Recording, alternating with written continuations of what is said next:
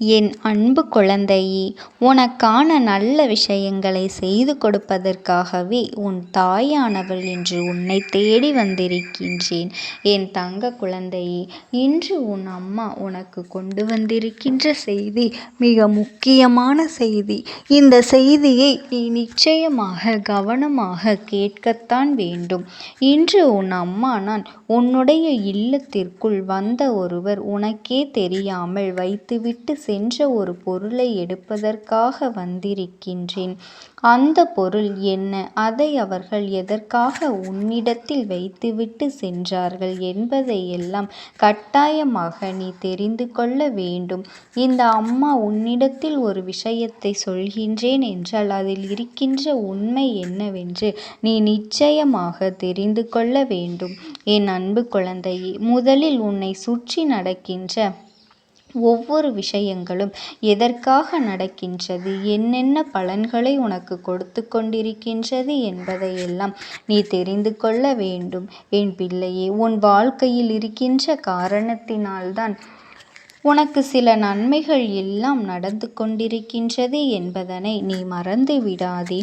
இன்று உன் அம்மா உனக்கு சொல்லப்போகின்ற விஷயம் உனக்கு மிக அவசியமான விஷயம். இந்த வாழ்க்கையில் கட்டாயமாக இதனை நீ தெரிந்து கொள்ள வேண்டும்.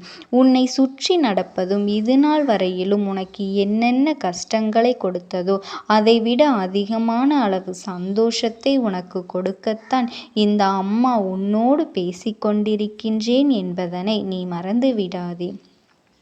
உனக்கான சந்தோஷங்களை நான் கொடுப்பதற்காகவே உன் இல்லத்திற்கு வந்திருந்த பொழுதுதான் அந்த பொருளை கண்டேன். இது எப்படி உன்னுடைய இல்லத்திற்குள் வந்தது என்று நான் பார்க்கும் பொழுதுதான் உன் இல்லத்திற்குள் வந்த ஒருவர்தான் இதனை வைத்துவிட்டு சென்றிருக்கின்றார் என்பதனை நான் கண்டு கொண்டேன். அதாவது ஒரு நாள் அல்ல, 2 நாள் அல்ல, சில ஆண்டுகளாகவே இது உன்னுடைய இல்லத்தில் இருந்து கொண்டுதான் இருக்கின்றது. ஆனாலும் இன்று இந்த அம்மா அதனை எடுக்க வந்ததற்கான காரணம் என்ன தெரியுமா? இதனால் நீ பல வேதனைகளை எல்லாம் அடைந்து விட்டாய். அத்தனை கஷ்டங்களையும் அனுபவித்து இப்பொழுது கொஞ்சம் கொஞ்சமாக கடந்து வந்து விட்டாய். இனிமேல் அதற்கு முழுமையான தீர்வு கொடுக்க வேண்டும் அல்லவா? நீ அனுபவித்த அத்தனை கஷ்டங்களுக்கும் ஒரு நல்ல பதிலை இந்த அம்மா நான் கொடுக்க வேண்டும் அல்லவா? என் செல்லமே, இதற்கான தீர்வுகள் என்ன என்ற பதில் நீ தெரியாமல் தான் இத்தனை நாளும் நீ தவித்து கொண்டிருக்கின்றாய் அல்லவா? இத்தனை நாளும் குழப்பத்தில் இருந்தால் நம் வாழ்க்கையில் நாம் என்னவெல்லாம் செய்கின்றோம், எதையெல்லாம் செய்கின்றோம், எப்படி அடுத்தவர்களுக்கு மத்தியில் மாட்டிக்கொள்கின்றோம் என்பதனையெல்லாம் நீ உணர்ந்து கொள்ள வேண்டும் அல்லவா? என் அன்பு பிள்ளையே, ஒருவருக்கு உன்னுடைய இல்லத்தில் இடம் கொடுக்காமல் அவர்களால் உள்ளே நுழைந்துவிட முடியுமா? அப்படியே வந்தாலும் அவர்கள் உள்ளே ஒரு பொருளை வைக்கின்ற அளவிற்கு நீ இடம் கொடுத்தது உன்னுடைய தவறுதானே என் செல்லமே. இந்த அம்மா சொல்வதில் இருக்கின்ற நியாயம் நிச்சயமாக உனக்கு புரியும் என்று நான் நம்புகின்றேன். உன்னால் நம்ப முடியாத பல விஷயங்கள் உன் இல்லத்தில் நடந்து கொண்டிருக்கின்றது. எல்லா விஷயங்களும் உனக்கு முழுமையாக தெரிவது இல்லை. ஒரு சில விஷயம் மட்டுமே உனக்கு தெரிகின்றது. உனக்கு தெரியாத பல விஷயங்களும் உன்னை அறியாமலேயே உன் இல்லத்தில் நடந்து கொண்டுதான் இருக்கின்றது. ஆனாலும் நடக்கின்ற கஷ்டங்களை எல்லாம் பார்க்கும் பொழுது எதனால் தான் இப்படி எனக்கு நடக்கின்றது என்று நீயாகவே எண்ணிக்கொண்டிருப்பாயே தவிர ஒரு பொழுதும் அதற்கான தீர்வினை நீ பெறமாட்டாய்.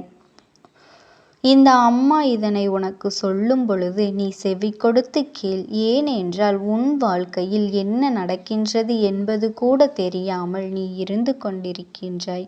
உன்னை சுற்றி நடக்கின்ற கஷ்டங்கள் எல்லாம் எதனால் வந்தது என்று உன்னால் சற்றென்று புரிந்து கொள்ள முடியவில்லை.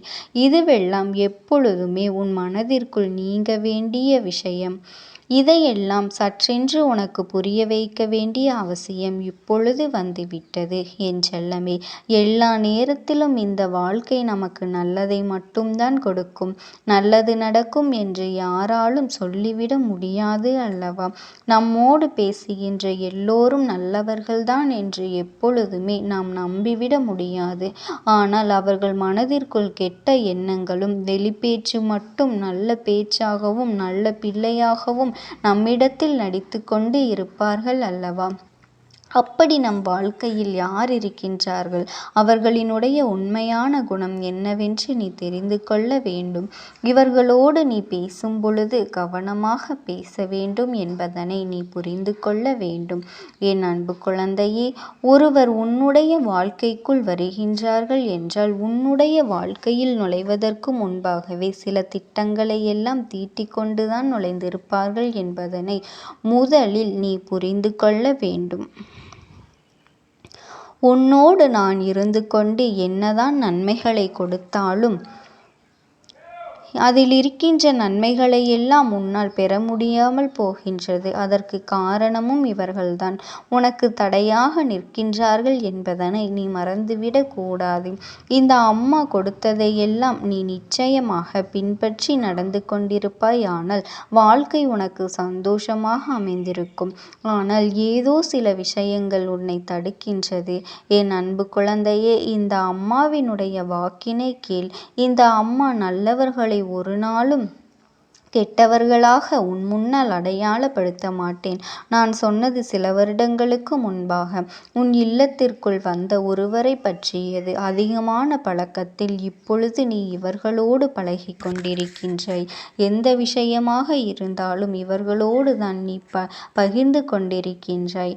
என் தங்கமே, யார் யார் என்னென்ன சொல்கின்றார்கள் என்பதனை கேட்டு அதை அப்படியே மற்றவர்கள் செவி சேரும்படி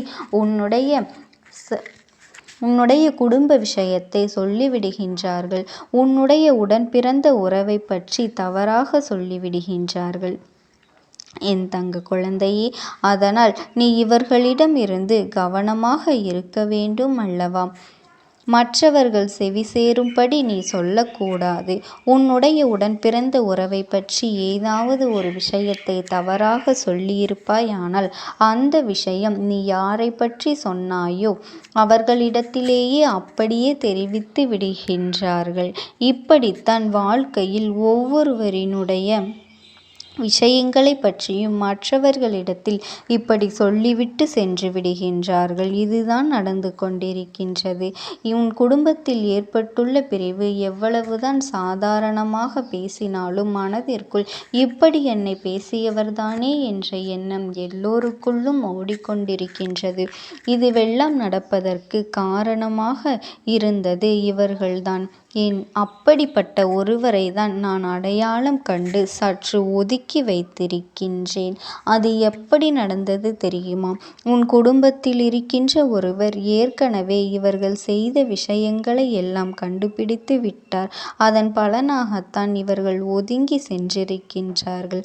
இதற்கும் உன் அம்மா தான் அவர்களுக்கு உதவிகளை செய்து இவர்களை ஒதுக்கி வைக்கும்படி நான் செய்து இருக்கின்றேன்.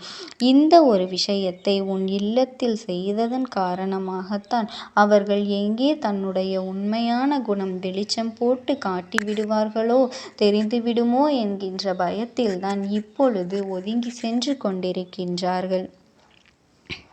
யாராக இருந்தாலும் சரி, இல்லத்திற்குள் வருவதற்கு அவர்களுக்கென்று ஒரு எல்லை இருக்கின்றது. யாராக இருந்தாலும் வரவேற்பு அறையோடு நீ நிறுத்தி வைத்து அனுப்பி வைத்து இருக்க வேண்டும். உன்னுடைய சமையலறைக்குள்ளேயோ அல்லது உன்னுடைய படுக்கையறைக்குள்ளேயோ அவர்களை அழைத்து செல்வதும் ஒரு நாளும் கூடாது. அதனை நீ செய்தாயானால் நிச்சயமாக உன்னுடைய அனைத்து தனிப்பட்ட விஷயங்களையும் அவர்களுக்கு தெரிந்துவிடும் என்றுதான் உன் அம்மா நான் சொல்கின்றேன். அதனால் என் தங்க குழந்தையை, யாராக இருந்தாலும் நீ அளவோடு பழக வேண்டும். உன்னுடைய நல்ல மனதிற்கு உனக்கு என்றுமே நல்லது மட்டும்தான் நடக்கும். ஓம் சக்தி. ஓம் ஆதிபரா சக்தி.